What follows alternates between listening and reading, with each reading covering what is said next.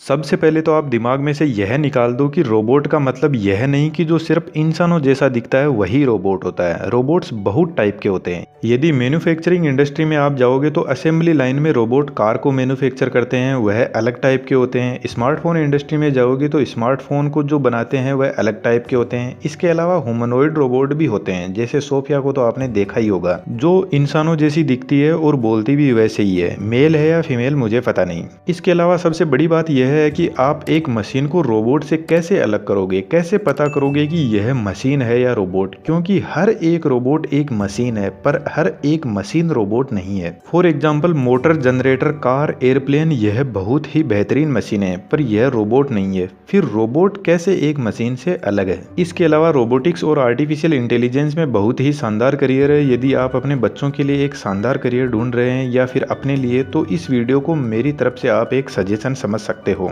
क्योंकि आज के टाइम में रोबोटिक्स का यूज बहुत ज्यादा वाइडली हो रहा है। Agriculture, space mission, medical science, manufacturing, इन सब जगह पर रोबोट ही तो है जो काम कर रहे हैं। अब एक रोबोट को बनाने के लिए 4 to 5 थिंग्स चाहिए। अब उनमें से आप किसी में भी अपना करियर बना सकते हो। इसके अलावा वीडियो से आप बहुत कुछ सीख सकते हो रोबोट के बारे में, जिनको हम वीडियो में बहुत अच्छे से डिस्कस करने वाले हैं। इसके अलावा एक बहुत ही इंटरेस्टिंग क्वेश्चन जो आपके दिमाग में आया होगा कि क्या रोबोट इंसानों को ओवरटेक कर लेंगे, और ऐसा हुआ तो क्या होगा। आपको पता दुनिया में सबसे बेहतरीन रोबोट कौन सा है? जिसका मुझे नहीं पता किसने बनाया, सबका अलग अलग मानना है, लेकिन सबसे बेहतरीन रोबोट एक इंसान है। जो एक मशीन वाला रोबोट होता है उससे बस थोड़ा सा इसमें फर्क यह है कि मशीन वाले रोबोट को इस इंसान वाले रोबोट ने बनाया है। तो सबसे पहले तो हम यह देख लेते हैं कि रोबोट हम कहेंगे किसको, कौन सी मशीन को हम रोबोट कहेंगे। आपने चंद्रयान 2 मिशन के बारे में तो सुना होगा। चंद्रयान 2 में जो भी स्पेसक्राफ्ट था उसमें एक बहुत ही इंटेलिजेंट कंप्यूटर सिस्टम था। तो जब चंद्रयान 2 लैंडिंग फेज था, जिसमें चंद्रयान को मून पर लैंड करना था, उस टाइम उस चंद्रयान के कंप्यूटर सिस्टम को ही सही जगह सेलेक्ट करके रोवर को सक्सेसफुली मून पर लैंड करवाना था। अब वहां पर डिसीजन सब के सब वह कंप्यूटर ही ले रहा था। कब थ्रस्टर को ऑन करना है, कैसे स्पेसक्राफ्ट की स्पीड को डाउन करना है, और कौन सी जगह पर रोवर को सही से लैंड करवाना है। बाय मिस्टेक मिशन अनसक्सेसफुल रहा, लेकिन वहां पर एक बहुत ही बेहतरीन कंप्यूटर सिस्टम सोच रहा था, वह डिसीजन ले रहा था मून की सिचुएशन के हिसाब से। तो वह एक बहुत ही शानदार रोबोट है जो सोच भी सकता है, डिसीजन भी ले सकता है, और किस तरीके से कैसे काम करना है वही डिसाइड करेगा। एक्चुअल में चंद्रयान है एक मशीन, लेकिन उसके पास में डिसीजन लेने की पावर है, तो हम कह सकते हैं कि यह एक रोबोट है। लेकिन वहीं दूसरी तरफ एक इंडक्शन मोटर है जिसको स्विच ऑन किया और स्टार्ट हो गई। अब यदि इस मोटर में किसी का हाथ फंस गया, पैर फंस गया, तो इस मोटर को तो कोई फर्क नहीं पड़ने वाला। आप बंद करोगे तभी बंद होगी। तो यह एक सिर्फ एक मशीन का पार्ट है। अब कोई भी जो रोबोट होता है उसमें डिसीजन कौन लेता है? एक बहुत ही इंटेलिजेंट सॉफ्टवेयर जिसको बहुत सारे इंजीनियर्स ने तैयार किया है। आपने गूगल असिस्टेंट को तो बहुत अच्छे से ट्राई किया होगा।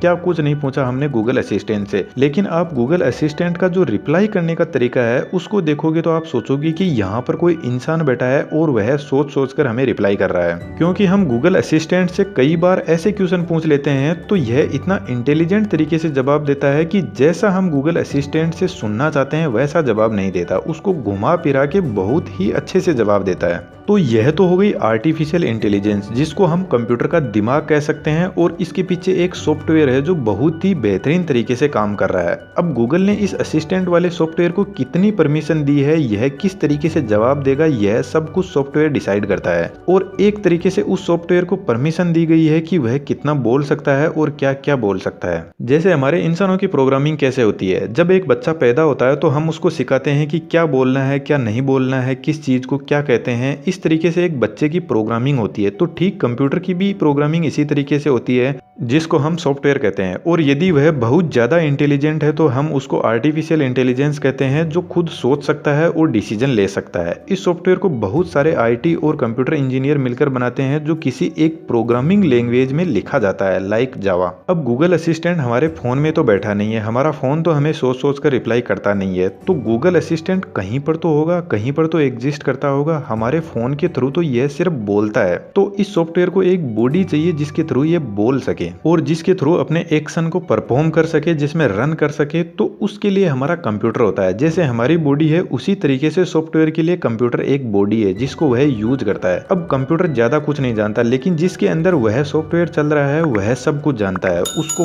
क्या बोलना है, कैसे क्या करना है, सब कुछ वही डिसाइड करता है। लेकिन सोचने के लिए दिमाग चाहिए। इंसानों में तो दिमाग होता है, तो कंप्यूटर में प्रोसेसर होता है जो कोई भी प्रोसेस को एग्जीक्यूट करता है। जो भी इस सॉफ्टवेयर को इनपुट मिलते हैं तो यह सॉफ्टवेयर अपने इंस्ट्रक्शन के हिसाब से प्रोसेसर से प्रोसेस को एग्जीक्यूट करवाता है। अब देखिए, सॉफ्टवेयर और प्रोसेसर यह दोनों साथ साथ में काम करते हैं, तो यह दोनों एक दिमाग का ही पार्ट है। एक जो सॉफ्टवेयर होता है उसको किसी एक प्रोग्रामिंग लैंग्वेज में लिखने के बाद कंप्यूटर में रन करवाया जाता है। फिर उसका बिहेवियर देखा जाता है कि हमने जैसा सॉफ्टवेयर बनाया था क्या वह वैसे ही काम कर रहा है या नहीं। उसमें मॉडिफिकेशंस किए जाते हैं। जैसे गूगल असिस्टेंट, वह एक सॉफ्टवेयर है जो बहुत ही बेहतरीन तरीके से काम कर रहा है। अब गूगल असिस्टेंट तो सिर्फ सुन सकता है और जवाब दे सकता है, पर देख नहीं सकता है, अंधा है। तो गूगल असिस्टेंट सिर्फ एक प्रोग्राम है आर्टिफिशियल इंटेलिजेंस का, जिसको हम सॉफ्टवेयर बोल देते हैं। लेकिन रोबोट को चाहिए कि वह देख सके, सुन सके, महसूस कर सके। तो रोबोट के अंदर लगे रहते हैं सेंसर। यह सेंसर यदि हमारी ह्यूमन बॉडी से कंपेयर करें तो हमारी आंखें जो देख सकती है, कान सुन सकते हैं, हमारी स्किन कोई भी चीज को सेंस कर सकती है, हमारा ब्रेन कोई भी चीज को पहचान सकता है, दूरी का अंदाजा लगा सकता है। तो इस तरीके से हमारी बॉडी में बहुत सारे सेंसर है। तो रोबोट को भी बहुत सारे सेंसर चाहिए, देखने के लिए कैमरा, सुनने के लिए माइक्रोफोन, बोलने के लिए स्पीकर्स, दूरी पता लगाने के लिए, समझने के लिए बहुत सारे सेंसर होते हैं। और इन सेंसर से डाटा लेकर प्रोसेसर प्रोसेस करता है और जो सॉफ्टवेयर है उसके हिसाब से डिसीजन लेता है और काम करता है।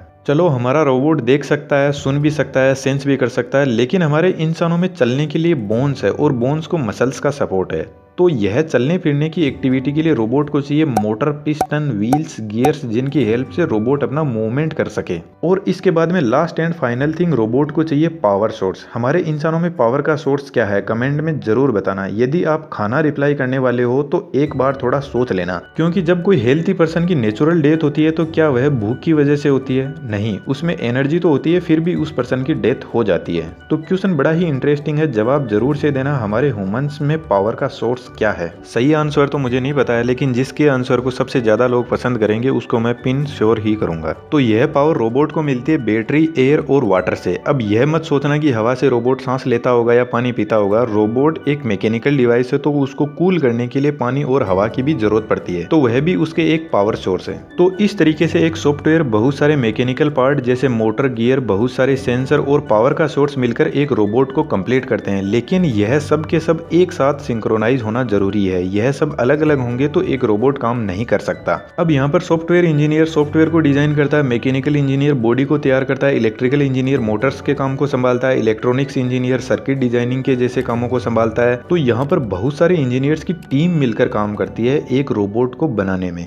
अब यदि आप सोच रहे हो कि क्या एक रोबोट इंसानों को ओवरटेक कर सकता है? हाँ, बिल्कुल कर सकता है, पर साइंटिस्ट इतने बेवकूफ़ नहीं है कि रोबोट को इतनी परमिशन दे कि वह उनको ही ओवरटेक कर ले। रोबोट किसी भी एक्शन को बहुत अच्छे से परफॉर्म करते हैं, एरर्स के चांस कम रहते हैं, पर वह अपनी लिमिट में काम करते हैं। उनको जितनी परमिशन दी गई है वह उससे ज़्यादा ना सोच सकते हैं ना समझ सकते हैं। और यदि हम फ्यूचर को देखें तो आपको पता है आने वाला टाइम आर्टिफिशियल इंटेलिजेंस और रोबोटिक्स का है। तो इसमें बहुत ही शानदार करियर है। यदि आप इंटरेस्टेड हो तो ट्राई कर सकते हो। और यदि आप रोबोट बनाना चाहते हो तो DIY के प्रोजेक्ट बना सकते हो, जिनकी एसेसरीज आपको आसानी से फ्लिपकार्ट और अमेजन पर मिल जाएगी। लेकिन उससे पहले सीखना जरूरी है, क्योंकि रोबोट बनाना आसान नहीं है, यह एक बहुत ही कॉम्प्लेक्स मशीन है। तो मेरे ख्याल से आप पहले इस फील्ड के बारे में थोड़ी रिसर्च कीजिए और फिर यदि आपको अच्छा लगता है तो ट्राई करने में तो क्या जाता है। तो आई थिंक आपको यहाँ पर बहुत कुछ समझ आया होगा। और यदि वीडियो आपको अच्छा लगता है तो चैनल पर आप विजिट कर सकते हो, चैनल को सब्सक्राइब कर सकते हो, वीडियो को लाइक कर सकते हो। और ऐसे ही इंटरेस्टिंग वीडियो आप चैनल पर विजिट करोगे तो आपको देखने को मिल जाएंगे।